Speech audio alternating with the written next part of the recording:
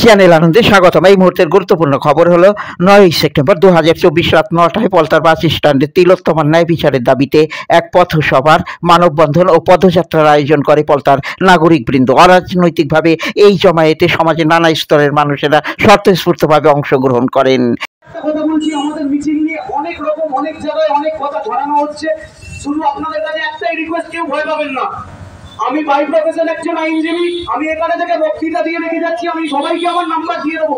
কোনো জায়গায় কোনো সমস্যায় পড়লে আপনি আমাকে ফোন করবেন এবং আমরা বিচার চাই। We want justice, we want justice, we demand justice, we demand justice. তিলোত্তমার রক্ত হবে না তো ব্যর্থ, আমার স্বর তোমার স্বর, জাস্টিস ফর আর জীবন, আমার স্বর তোমার স্বর, জাস্টিস ফর আর জীবন।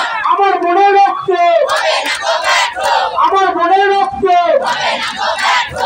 আমি এই বলেই আমার ভেঙে ফেল করে লোকাল রক্ত জমাট শীতল পূজার পাশান বেদি কারার ওই লৌহ কপাট।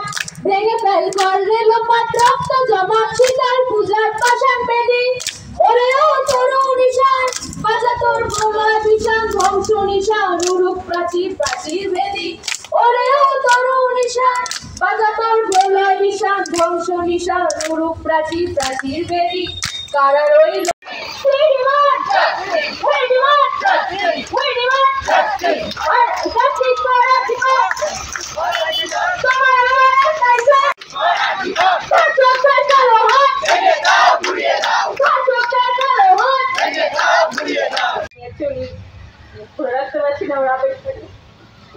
আজকে 30টা দিন হয়ে গেল। তিলোত্তমা হয়তো আমার কেউ নয়, কিন্তু এমন ভাবে নাড়িয়ে দিয়ে গেছে না প্রতিটা মানুষকে। মানে কি বলবো, এই কটা দিন কিভাবে কাটছে বুঝতে পারছি না। চোখে ঘুম আসছে না, প্রতিটা সময় বিচলিত হয়ে থাকছি।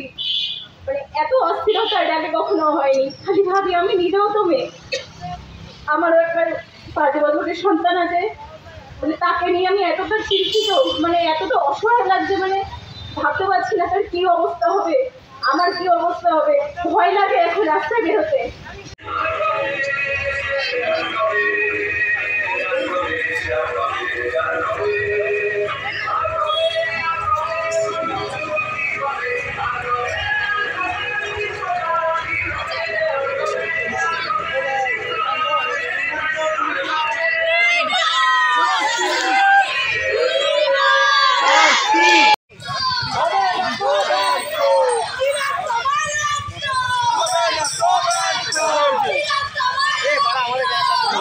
Go back!